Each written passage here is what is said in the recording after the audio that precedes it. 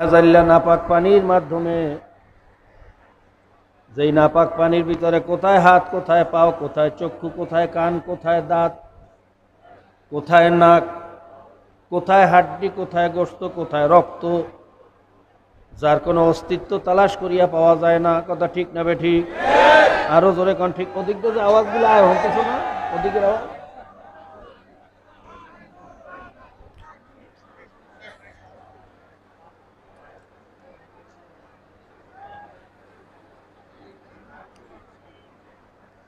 এমন নুতফায়ে আমশাজ,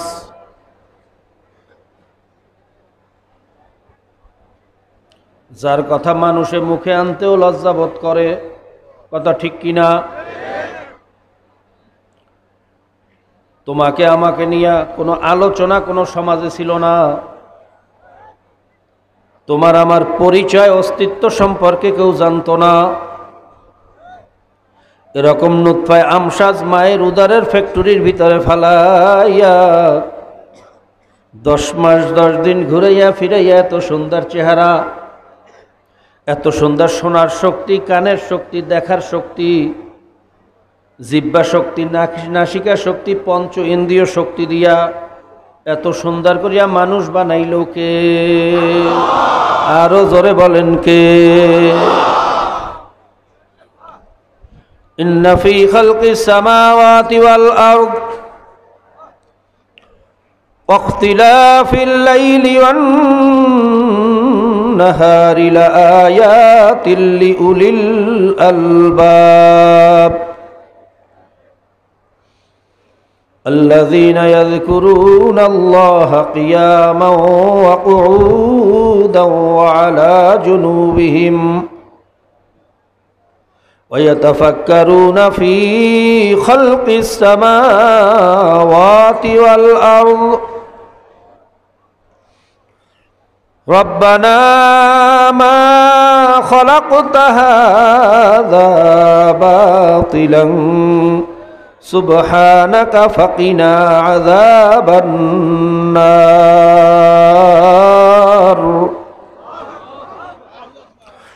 আমার সৃষ্টি আসমান জমিন গ্রহ নক্ষত্র চন্দ্র সূর্য পাহাড় নদী খাল বিল যা কিছু আমি সৃষ্টি করেছি এর মধ্যে অনেক নিদর্শন বানিয়েছে জ্ঞানীদের জন্য। কাদের জন্য? জোরে কোন কাদের জন্য?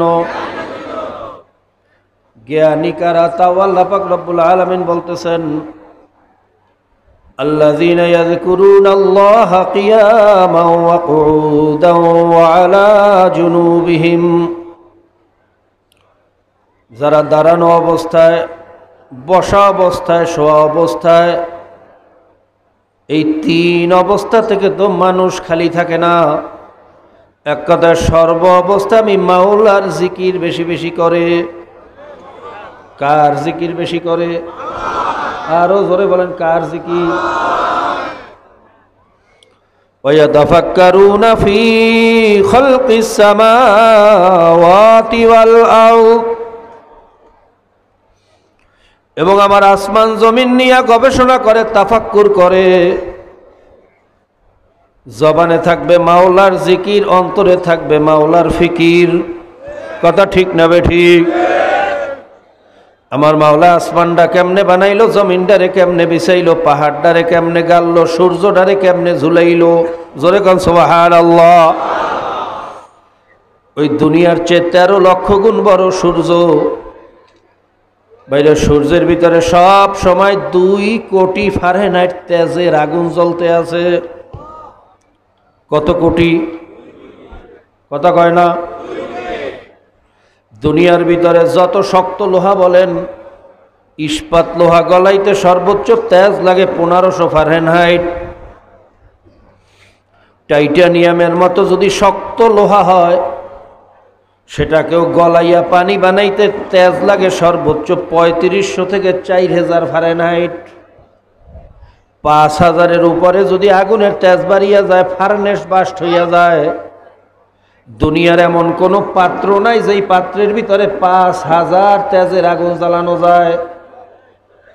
দুনিয়ার আগুন যত কঠিন হোক, তার তেজ হইল মাত্র 5000 ফারেনহাইট। আর সূর্যের ভিতরে সব সময় 2 কোটি ফারেনহাইট তেজের আগুন জ্বালাইল কে? জোরে বলেন কে? ওর মেটেরিয়ালসও বাকি, ওর ফার্নেসও বাকি দিয়া বানাইছে। কোনদিন আগুনও ধরল না, বাষ্ট হইল না, গলিয়াও পড়ল না। জোরে কোন ঠিক না বেঠিক? ওয়াতাফাক্কারুনা ফি খালকিস সামাওয়াতি ওয়াল আরদ, আমার আসমান নিয়ে গবেষণা করে, জমিন নিয়ে গবেষণা করে।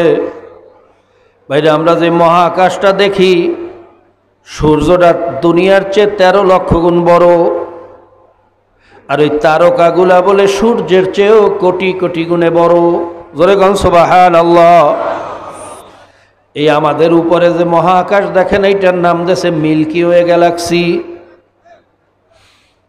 এই মহাকাশ milky way Galaxy, crore crore milky way Galaxy যদি একত্রিত করা হয় তাহলে হবে মাল্টিভার্স।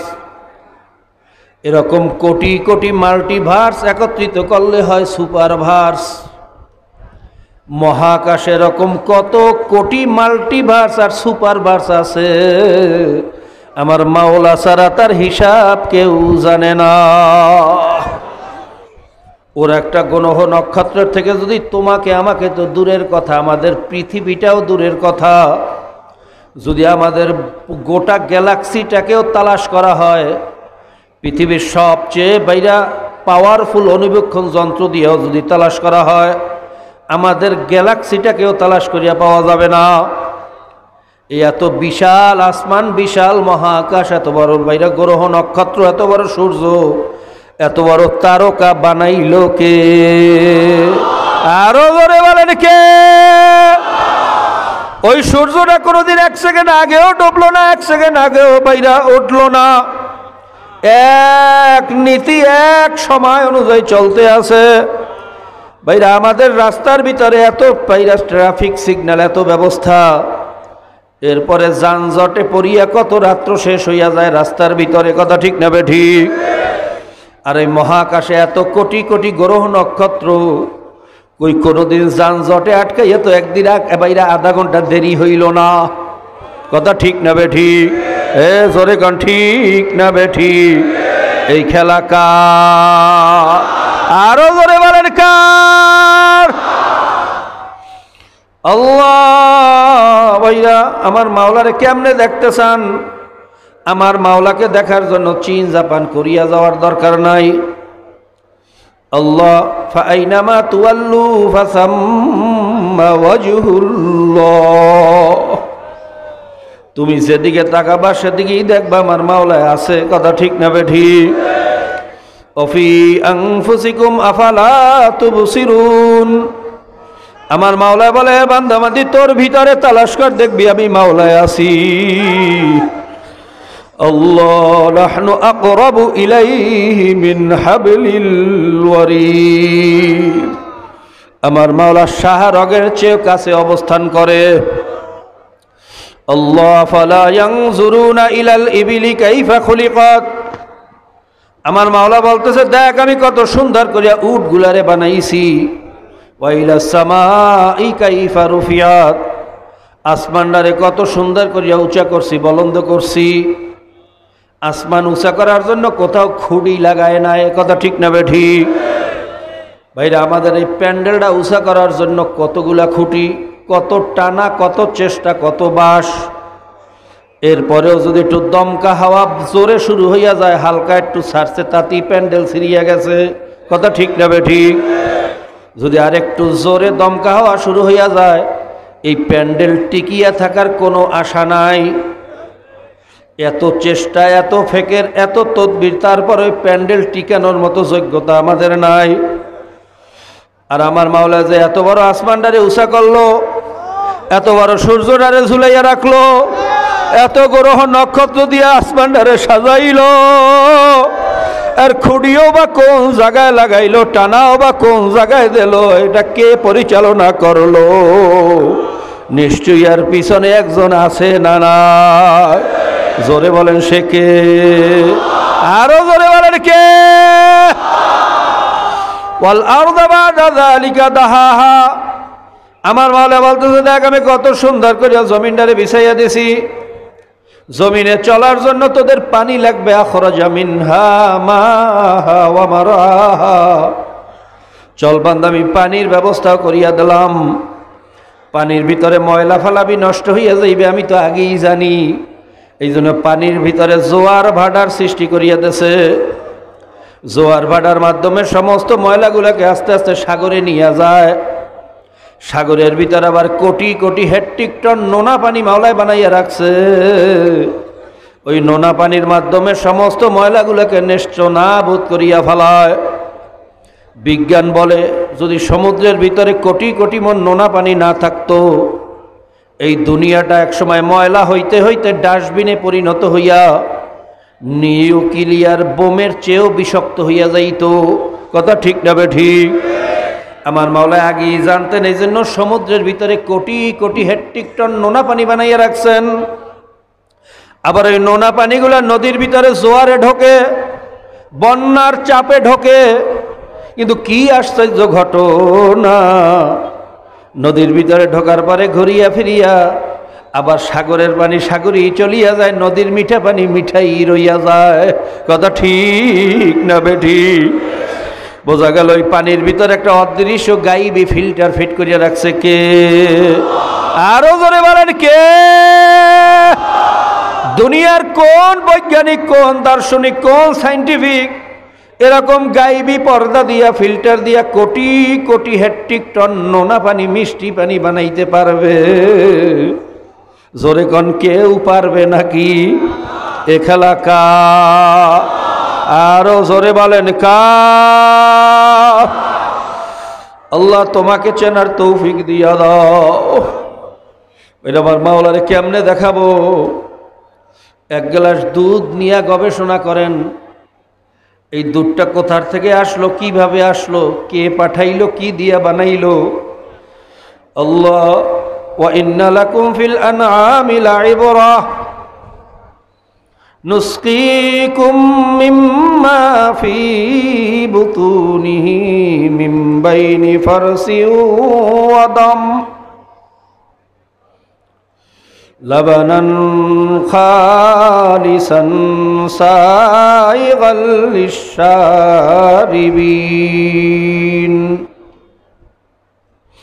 বাইরে এক গ্লাস দুধ নিয়ে গবেষণা করেন, একটা গরু খাইলো ঘাস, যার কালার হইল সবুজ।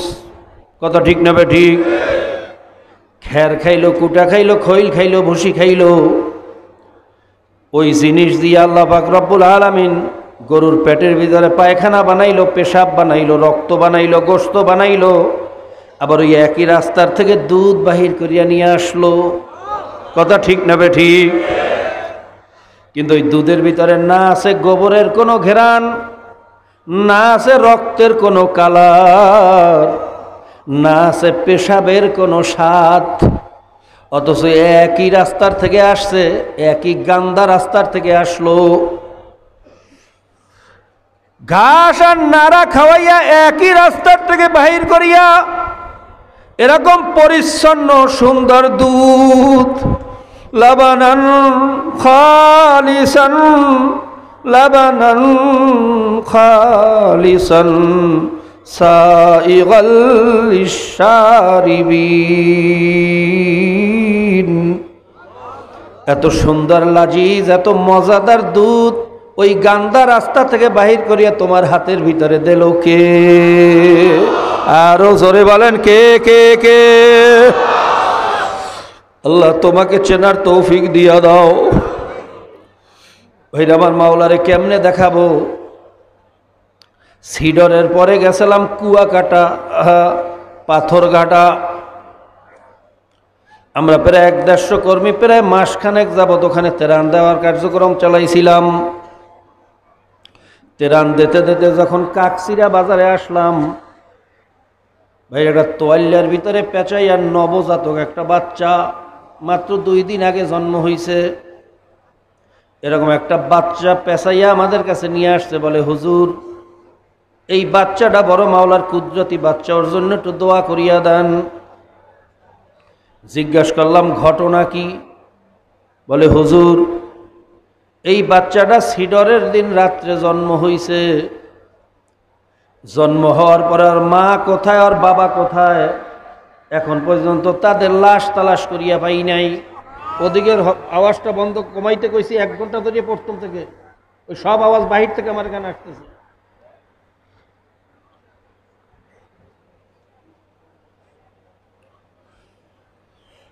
বলে হুজুর, ওই বাড়ির 6 জন মানুষ সিডরের রাত্রে হারাইয়া গেছে, এখন পর্যন্ত লাশ পাই নাই। ভেরির বাহিরে ছিল ওদের ঘর। আপনি তো নিজের চোখে দেখছেন ভেরির বাহিরে কোনো বাড়ি ঘরের অস্তিত্ব নাই। ভাইরা কি প্রলয়ঙ্করী ঝড় হয়েছে, যারা নিজের চোখে দেখছেন তারাই জানেন, যারা দেখেন নাই তারা বুঝবেন না। বলতেছে হুজুর, কিন্তু কি আশ্চর্য ঘটনা, এই নবজাতক বাচ্চাটার একটা মামুলি গাছের ডালের সাথে বাজাইয়া এই নবজাতক শিশুরে জীবিত রাখলো কে? আরো জোরে বলেন কে? ভাইরা আমার মাওলারে কেমনে দেখতে চাও? আল্লাহ তোমাকে চেনার তৌফিক দিয়া দাও। ভাইরা, একটা নবজাতক শিশু দুনিয়াতে আসার পরে যদি অতিরিক্ত সাবধানতার সাথে তাকে খেয়াল করা না হয়, এমনিতেই অসুস্থ হইয়া মারা যায়। ও মায়ের পেটের থেকে বের হওয়ার পর মোটা খাতা কম্বল দিয়ে ওকে ঢাকিয়া রাখতে হয়, তা না হলে খালি থরথর করিয়া ঠান্ডায় কাঁপে। চৈত্র মাসেও যদি দুনিয়াতে আসে ভাইরা, তারপরও মোটা খাতা কম্বল দিয়ে ঢাকিয়া রাখতে হয়, কারণ আর মায়ের পেটের ভিতরে যেই টেম্পারেচারে ছিল দুনিয়ার টেম্পারেচার তার চেয়ে অনেক কম। হঠাৎ করে এই টেম্পারেচারের সাথে অ্যাডজাস্ট হইতে সময় লাগে, এই জন্য খাতা দিয়া, মোটা খাতা দিয়া চাপিয়া রাখে। কথা ঠিক না বে ঠিক? এরপরও ডাক্তাররা বলে সকালবেলা ওরে একটু ছাদে নিয়া, উঠানে নিয়া রৌদ্র লাগাইয়েন, তা না হইলে জন্ডিস হইয়া যাইতে পারে। ভাইরা, এত সাবধানতার পরেও বাচ্চাদের ঠান্ডা লাগিয়া নিউমোনিয়া হইয়া যায়, জন্ডিস হইয়া মারা যায়। আর এই নবজাতক শিশুটা জন্ম হওয়ার পরে সিডরের পানির ভিতরে ঘুরল, তুফানে ফিটাইল, এই গাছের বাজাইলো, ওই গাছে বাজাইলো, সারা রাত্র পানির ভিতরে ঘুরাইল, তারপরও মারা যায় না। একটা সামান্য মামুলি ডালের সাথে বাজাইয়া জীবিত রাখলো কে? আরো জোরে বলেন কে? আল্লাহু কারীম,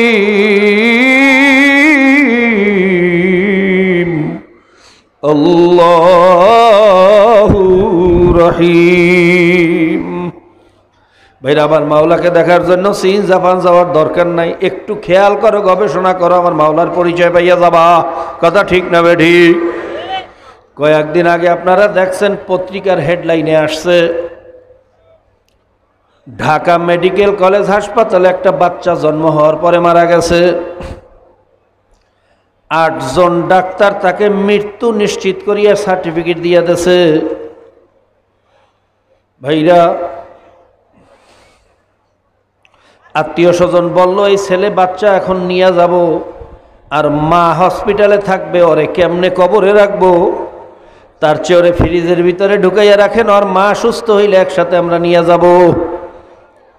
মা যখন 2-3 দিন পরে সুস্থ হইল,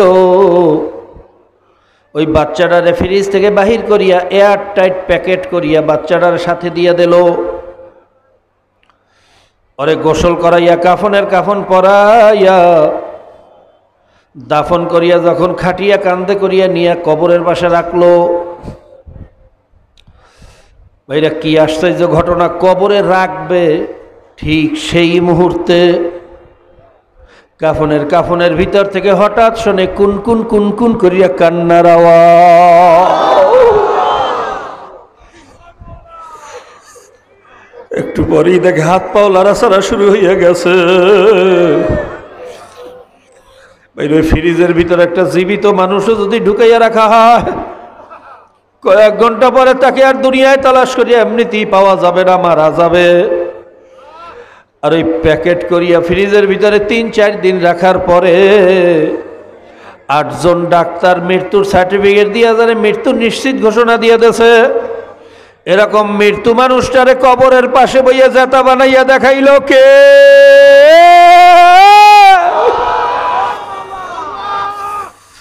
৩৩ বছর পরে বশিরউদ্দিন মুন্সির লাশ তাজা বানাইয়া দেখাইল কে?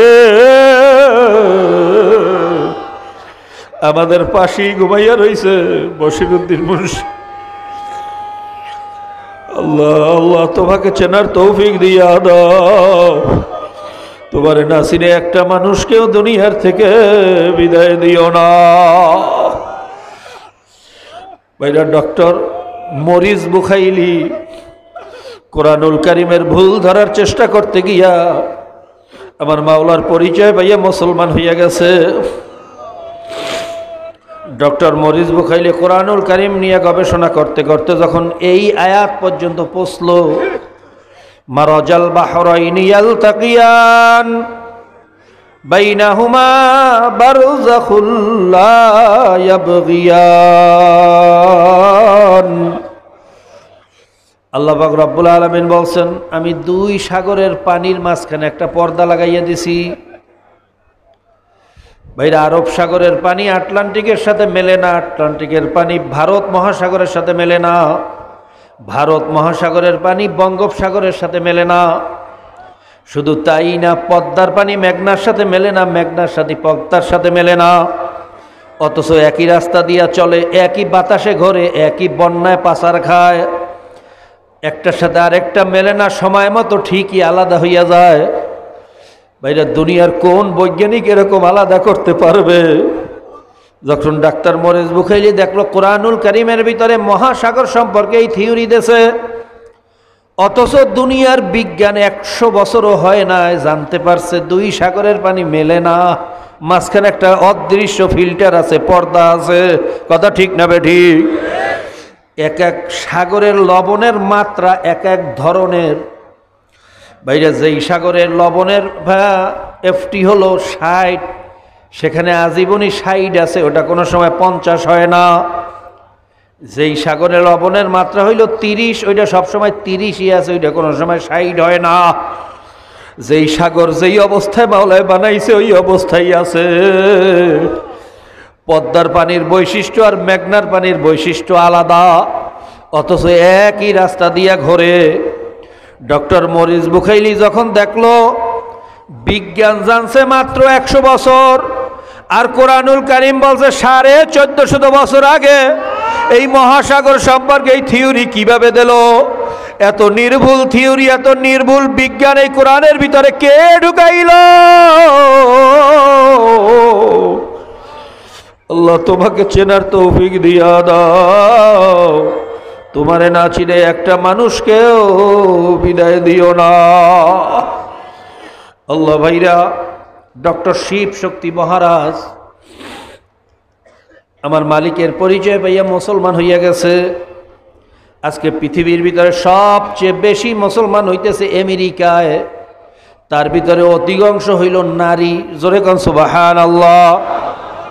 ইউসুফ ইহেনার মতো বিখ্যাত ক্রিকেটার মুসলমান হইয়া যায়, ললিতা রানীর মতো বিখ্যাত জার্নালিস্ট মুসলমান হইয়া যায়, টনি ব্লেয়ারের শালী লরেন বুথ, ভাইরা ব্রিটেনের সাবেক প্রধানমন্ত্রী টনি ব্লেয়ারের শালী লরেন বুথ আমার মালিকের পরিচয় পাইয়া মুসলমান হইয়া গেছে। আর কপাল পরা মুসলমানের গোষ্ঠী আমার মাওলারে চেনে না। লরেন বুথ আফগানিস্তানে গেছে জার্নালিস্টের কাজে, যাওয়ার পরে মুজাহিদদের হাতে ধরা পড়ছে। মুজাহিদরা চিন্তা করলে মনে হয় বড় জাসুস হইবে, বড় গোয়েন্দা হইবে। তাকে যাচাই বাছাই করার জন্য যখন জিজ্ঞাসাবাদ করতে ক্যাম্পে নিয়ে যায়, লরেন বুথ তো ভয়ে অস্থির। আজকে মনে হয় আমার অবস্থা খারাপ, আমার মতো সুন্দরী মেয়ে পাওয়ার পরে আমার সাথে কি আচরণ করবে আমি ভালো করিয়া জানি। আমাদের সৈন্যরা আমার মতো মেয়েদেরকে পাইলে কি করে, আমার সাথেও তো আজকে সেরকম ব্যবহার হইবে। সেই ভয়েতে অস্থির হইয়া গেছে, চেহারা লাল হইয়া গেছে। কিন্তু কি আশ্চর্য ঘটনা, কি মাওলার কুদরত। ভাইরা মুজাহিদরা তাকে যত প্রশ্ন করছে, প্রয়োজনীয় কথা জিজ্ঞেস করছে, কিন্তু একবারের জন্য তার চেহারার দিকে তাকায় নাই, জমিনের দিকে তাকাইয়া তাকাইয়া প্রশ্ন করছে। এরপরে জিজ্ঞাসাবাদের শেষে তাকে সসম্মানে ইজ্জতের সাথে দেশে যাওয়ার ব্যবস্থা করিয়া দিয়েছে। লরেন বুথ দেশে যাওয়ার পরে চিন্তা করে, ঘটনা কি, আমি কি স্বপ্ন দেখলাম নাকি, এটা কিভাবে সম্ভব? আমার চেহারার দিকেও তাকাইল না, আমার শরীরে হাত দেওয়া তো দূরের কথা, আমার শিলতাহানির কোনো চেষ্টাও করলো না। এই শিক্ষা কোথায় পাইল, এই আদর্শ কোথায় শিখলো? আমার সেই শিক্ষা সম্পর্কে জানা লাগবে। জোরে কোন সুবহানাল্লাহ। শুনতে পাইল মুসলমানদের সবচেয়ে মূল কিতাব হইল কোরআনুল কারীম। তাড়াতাড়ি ইংরেজি অনুবাদ একটা কোরআনুল কারীম বাজার থেকে কিনে আনছে। আনার পরে কোরআনুল কারীম নিয়ে যখন গবেষণা শুরু করছে, যত পৃষ্ঠা উল্টায় ততই আশ্চর্য হইয়া যায়, যত পৃষ্ঠা উল্টায় ততই আশ্চর্য হইয়া যায়। ঘটনা কি, এটা কেমন কিতাব? এটা সাহিত্যে ভরা, বিজ্ঞানে ভরা, শিক্ষায় ভরা, আদর্শে ভরা, চরিত্রে ভরা। এই কোরআন অনুযায়ী যদি কেউ নিজের ব্যক্তিগত জীবন প্রতিষ্ঠিত করে, সে পৃথিবীর শ্রেষ্ঠ মানব হবে। এই কোরআন অনুযায়ী যদি সমাজ পরিচালনা করে, সেই সমাজটা হইবে পৃথিবীর ভিতরে শ্রেষ্ঠ সমাজ। এই কোরআন অনুযায়ী যেই দুনিয়া পরিচালিত হইবে, সেইটা হবে শ্রেষ্ঠ দুনিয়া। কথা ঠিক না বে ঠিক? জোরে গান ঠিক না বে ঠিক? এত আদর্শ, এত শিক্ষা, এত নির্ভুল, এত বিজ্ঞান কে ঢুকাইল? নিশ্চয়ই এটা আসমানি কিতাব, নিশ্চয়ই আমার মাওলা। এটা আমার মাওলার কালাম, তাতে কোনো সন্দেহ নাই। ভাইরা, লরেন বুথের মতো মানুষ মালিকের পরিচয় পাইয়া যাওয়ার, মালিকের পরিচয় পাওয়ার পরে সাথে সাথে কালেমা পড়িয়া মুসলমান হইয়া যায়। জোরে কোন সুবহানাল্লাহ। এই চিন্তা করে নাই আমি মুসলমান হইলে আমার জীবন থাকবে কি যাবে, আমার ইজ্জত, আমার সম্মান, আমার সব কিছু থাকবে না যাবে, আমি বাঁচবো না মরবো, এই চিন্তা করে নাই। ইমানের নূর ভিতরে ঢুকছে, মাওলার মোহাব্বতে কালেমা পড়িয়া মুসলমান হইয়া গেছে। আর কপাল পরা মুসলমানের গোষ্ঠী বিনা চেষ্টায় আমার মালিকের পরিচয় পাইয়া, বিনা চেষ্টায় ইমানের দাওয়াত পাইয়া, এরপর কাফের মুশরিকের পিছনে ঘরে আর তাদের দালালি করে। কথা ঠিক না বে ঠিক? জোরে কথা ঠিক না বে ঠিক? কাফের মুশরিকের বাইরে দালালি করে, দুনিয়াও ধ্বংস করতে আছে, আখিরাতও ধ্বংস হবে। মাবুদ রে, আল্লাহ তোমার বান্দাদেরকে তোমাকে চেনার তৌফিক দিয়া দাও। আল্লাহ তোমাকে না চিনাই একটা মানুষকেও দুনিয়ার থেকে বিদায় দিও না। তোমারও আশেক না বানাইয়া, পাগল না বানাইয়া এই কুড়িগ্রামের মজলিস থেকে একটা মানুষকেও বিদায় দিও না। আল্লাহ তোমার পরিচয় সকলের দিলের ভিতরে দিয়া দাও। আল্লাহ, আমি তো পিপিলিকা কোনোদিন পাহাড়ের পরিচয় দিতে পারে না, গোলাম কোনোদিন মালিকের পরিচয় দিতে পারে না। তোমার পরিচয় তুমি দিয়া দাও, তুমি দিয়া দাও, তুমি দিয়া দাও। তোমার না চিনে একটা মানুষকে এই ময়দান থেকে বিদায় দিও না। তোমারও আশেক না বানাইয়া আমাদেরকে বিদায় দিও না। কাজে বেশি বেশি মাওলার দরবারে দোয়া করতে হইবে, মাওলা যেন তাকে চিনিয়া, তার গোলাম হইয়া এরপর মাওলার কবরে যাওয়ার তৌফিক দেয়। কারণ এই কবরে কোনো মুফতিগিরি চলবে না, মুহাদ্দিসগিরি চলবে না, পীরগিরি চলবে না। কবরে শুধু দেখবে ঈমান আর আমল ঠিক আছে কিনা। কথা ঠিক না বে ঠিক? কাজী ভাইরে বেশি বেশি মাওলার জিকির করেন, বেশি বেশি মাওলার ফিকির করেন। আল্লাহ পাক তো জ্ঞানী বলছেন ওই সমস্ত ব্যক্তিদেরকে যারা সবসময় জিকিরে এবং ফিকিরে থাকে। কথা ঠিক না বে ঠিক? যারা ভাইরা জবানে জিকির করবে, দিলে ফিকির করবে, ভাইরা আমার মাওলার সৃষ্টি নিয়ে গবেষণা করবে, তাদের কি আল্লাহ জ্ঞানী বলছে। এই জন্য বেশি বেশি জিকির করা লাগবে। কথা ঠিক না বে ঠিক? জোরে কান ঠিক না বে ঠিক? আর জিকির বেশি বেশি করলে কলব পরিষ্কার হইবে, মাওলার মোহাব্বত ভিতরে ঢুকবে। জিকিরের সবচেয়ে বড় ফজিলত হইল ইমানের সাথে মৌয়াত হওয়া। কাজী ভাইরা বেশি বেশি জিকির করা লাগবে। আমাদের মুরব্বীরা, শায়েকরা বিশেষ করে সকালবেলা এবং সন্ধ্যাবেলা বেশি বেশি জিকির করতে বলতেন।